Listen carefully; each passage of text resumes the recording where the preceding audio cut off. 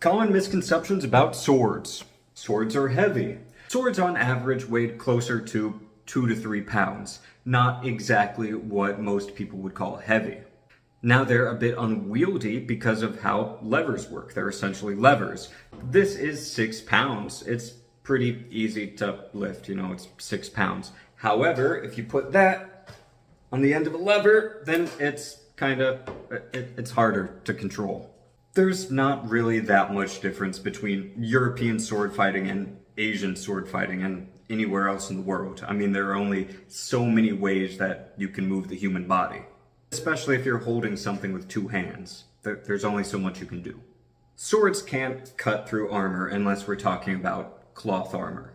You could thrust a sword through chain armor or gaps in plate armor, but slamming at any armor with a sword is generally not really going to yield to impressive results. Now there are ways you can make swords more effective, but generally the winner of an armored sword fight across the world was whoever turned it into a grappling match first and pulled out a more manageable knife or dagger. Swords broke all the time. It's a pretty common motif in medieval European art. It's pretty well known from Japan. It's an object, it breaks. People back then predominantly accepted that they were limited use items. That groove running down the middle of some swords is not a blood groove. It's not to depressurize the human body if you stab them. It's there essentially to reduce weight, kind of, but not really. More specifically, it's so that way you can have the same amount of material and widen it without, adding more material. So it gives you a wider blade without giving more weight, so it kind of makes it lighter. And modern smiths usually grind that in instead of making it during the forging process, so it is really to make it lighter. Katanas are both not magic swords that can cut through tanks and not super fragile bad swords that would break if you sneeze at them.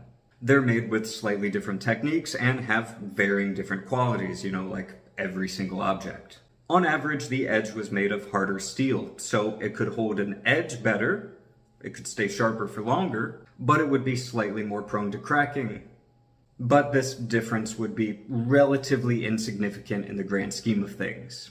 Oh, and a lot of people say that Japanese swords were made of iron sand, which is really low quality, but like a lot of other places, Japan had multiple sources of iron. There is no best sword. There are just swords that are better than other swords at specific things. You could look at this German Zweihander and this European small sword, and the Zweihander seems like, it's a lot better. You might think that.